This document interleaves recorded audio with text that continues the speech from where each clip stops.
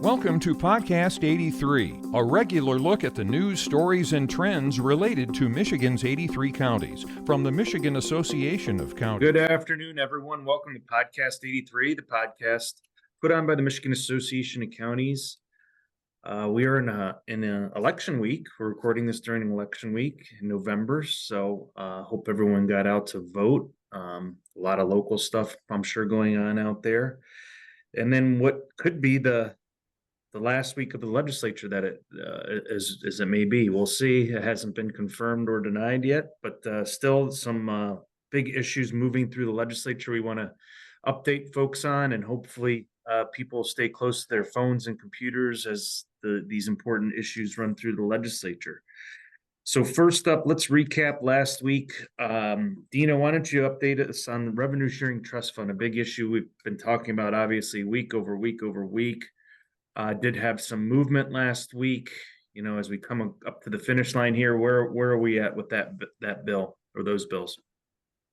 Yeah, great. Thanks, Steve. Yeah, pretty exciting. You know, we've been pushing and pushing and pushing to have the trust fund bills moved out of the House and over to the Senate for quite some time.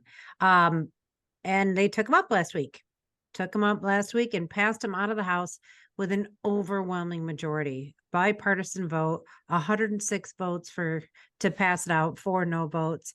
And really those 4 no votes are usually no votes on everything. So we think it was, you know, in our mind, we count it as unanimous vote, but yeah, overwhelming support for the revenue sharing trust fund bills. And for those who are maybe listening for the first time, those are House bills 4274 and 4275. They do a carve out of the state sales tax and put it into a revenue sharing trust fund, which would basically secure those revenues for local units of government for our statutory revenue sharing every year. The fund would be able to grow because it's a percentage of the sales tax. And then, like I said, kind of, you know, secure our dollars in that fund for appropriation out every year. So we're not really subject to the random, you know, recommendations for either increases, flat percentage increases or decreases based on the governor's recommendation. So we're pretty excited about that. Those bills now went to the Senate Committee on Finance, Insurance, and Consumer Protection. We would love to have the Senate vote on them this year. So if you're listening to this week, please contact your senator and say, hey, can you please vote these bills out? Would love to get them done, but pretty short time frame, we think, because we are going by the assumption that we're going to be done. They're going to adjourn sine die by the end of this week. Yeah, good point, Deena. So, you know, if you have if you're a constituent of Senator Kavanaugh, Moss, Bayer, Irwin, McCann, Huizenga, Daly, or Tice, those are the committee members on that committee. Especially with the abbreviated week we're looking at, those phone calls are important. Those relationships are important. That's something we talk about throughout the year. So when issues like this come up where we've got some good momentum going, those phone calls and conversations become much easier. So hopefully we'll see movement on that this week, and we'll be sure to keep folks updated as those move through. Moving on to another big issue that took up a lot of air in the room last week, the clean energy package, which, you know, sets some goals for moving to renewable energy by a certain date, and included some siting issues that had to do with solar or local governments. So Madeline, you want to talk a little bit first about the clean energy package? A little bit, you know, we updated it last week. It kind of moved through over to a different chamber, and then we can talk a little bit more about the siting issue as well. Yes, so the clean energy package passed the House at like 1 o'clock in the morning, Friday morning, I want to say.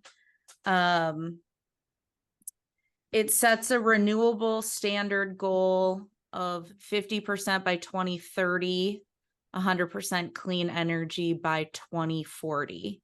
And the definition of clean energy does include natural gas. It includes nuclear energy, solar, wind, hydro, even methane from that waste facility over in Kent County.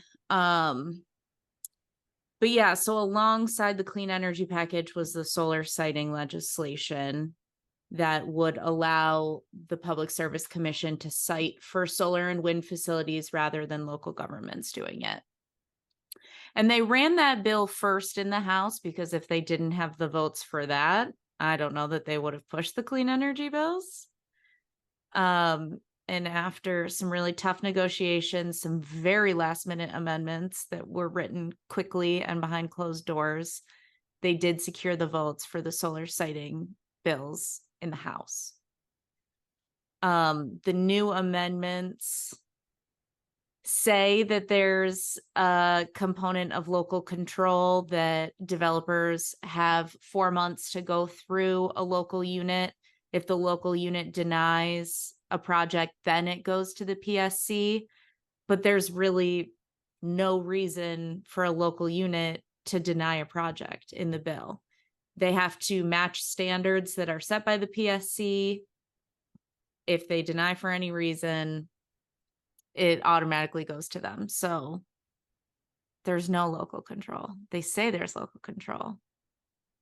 Yeah, it certainly seems like it's just an extra step in the process when there's really no ability for locals to change anything or deny based on anything except what the state says they can deny on. So obviously a little bit of a kind of a pointless step in the process, in my opinion, to why make them even go to the locals if the locals can't say no anyway. Yeah, They can have their voices heard, and maybe the PSC respects that. Who knows? I guess we'll see. But so yes, those bills, they passed the House, but they've still got to go through the Senate this week. So there's Senate Energy Committee today, which is Tuesday at noon. We're prepared to testify in opposition, and then they'll likely be on the floor tomorrow, Wednesday. So we've got one more hurdle to jump through before they become law, and we're going to fight it tooth and nail, but only time will tell. And right, any changes to any of the House bills or Senate bills in either chamber would require a concurrent vote in the other chamber as they move through the process. So, you know, if we're able to get changes in the Senate to the citing bills, they'll require a vote in the House to concur with those changes, and vice versa on the clean energy package if there's changes, because it sounds like there may have been some confusion on what bills were passed in the House due to it being pushed through so quickly, where there may be some changes that need to be required there. So who knows what happens with that, especially when you have the House not taking any votes on Tuesday. They're only going to be in session for 2 days this week. So yeah, kind of like a lame duck feel right now, you know, in the middle of November, with this stuff moving through. Okay, I do have to throw in there though. We were here last week, 2 nights, very, very late. And Steve, thank you very much. You stayed with us. It was great work trying to get legislators in the House to really listen to what local governments wanted on that solar site or the renewable siting package. And we tried real hard. It was a big team effort. So definitely a team effort. Definitely, you know, we were able to get in touch with a lot of legislators, spoke with a lot of folks, but sometimes with big packages like this and you have the governor leaning on you, it's tough to get people to switch their votes. Not impossible at times, but it's definitely an uphill battle. But, you know, like Madeline said, we still got the Senate. We have some folks in the Senate there. We'll see where they land and how much pressure is put on them. By our members, by township folks, other folks that want to maintain local control. You know, they're getting the phone calls now too, so the ball's in their court. we do have 2 phone to action campaigns on both those items though, on the citing legislation and the revenue sharing trust fund. So, you know, members who are listening, please pay attention to those phone to action campaigns. It's really simple. You know, you just got to hit a button and send a message to your legislator that helps support us and what we're trying to do for you here in Lansing. So yeah, it's real simple. You just go to our website, micounties.org, go to the advocacy tab, advocacy center, and they are listed right there. You click on them, take about 3 or 4 clicks, and will send messages to your legislators about those issues. So always be checking our website on that. We also send out updates, of course, on that. And then finally, Sam, you want to talk a little bit about some of the juvenile justice issues, and there's some minimum staffing, some health and human services issues that are going on. You want to speak to those, some of those issues that did not move last week? Yes, so I'll start off with juvenile justice. We're in the same boat we have been with those for the last several weeks, which is they're awaiting votes on the House and Senate floor. Once those votes take place, those bills will head to the governor's desk. I presume it's going to happen this week, but if not, as I've said before, those bills have a delayed effective date for October 1 of 2024. So less of a sense of urgency on that legislation. The Senate agenda for today does not include any JJ votes, so we'll see what Wednesday and Thursday look like. You mentioned minimum staffing as well. There is House Bill 4688, sponsored by Representative Hodsma. That was voted out of the House Labor Committee on Thursday morning. That legislation would make minimum staffing a mandatory subject of bargaining for Public Act 312. Oh, my light went off in here. I haven't moved in a while. For Public Act 312 employees, so police, fire, sheriffs, and Madeline, was 312 for corrections officers, was that signed yet or soon to be? It's been Yes. signed, yep. Yeah, so that includes corrections officers as well. So we do oppose that minimum staffing legislation for several reasons, but the main reasoning being, you know, we're already short sheriff's deputies, we're already short nurses in medical care facilities, although the bill that was voted out of committee on Thursday would not apply to those moving forward, and especially on sheriff's deputies. So when we're having a difficult time finding these employees in the first place, how is mandating bargaining for minimum staffing going to resolve that? It's more of a recruitment and retention issue than anything. So again, that was voted out of committee on Thursday morning, was not voted out of the House, which means if this is the last week of session, that will not make it to the second chamber. It won't make it to the Senate. So it won't be an issue until next year, that moving through the legislative process. And then the last thing is a government immunity statute of limitations package that came up last week in House Criminal Justice Committee.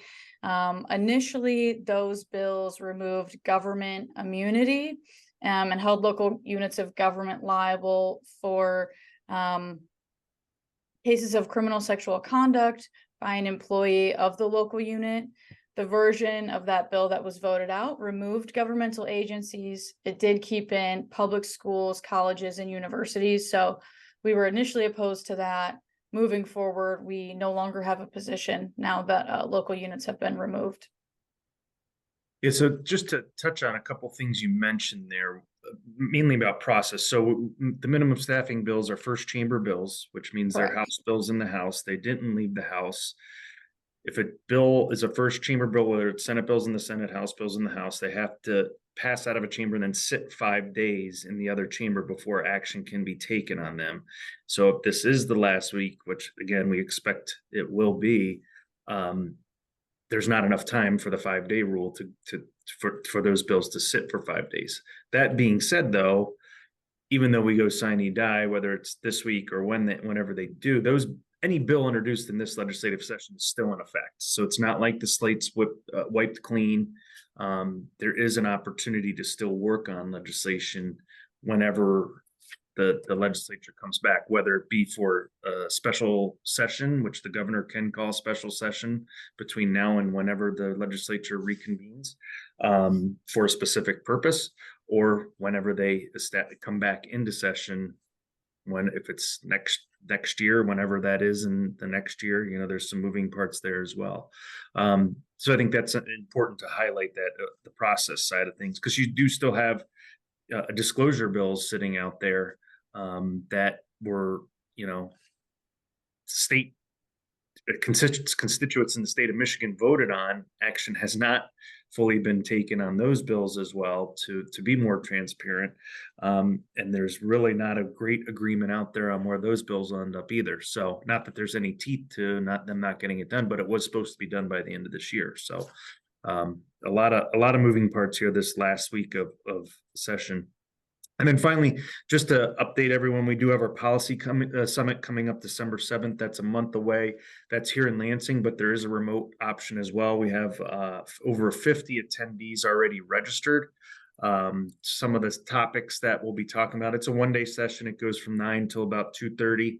We'll be talking about county services on behalf of municipalities, Michigan's Justice for Kids and Communities legislation, what can counties and courts expect, local and federal solutions to the Medicaid inmate exclusion policy.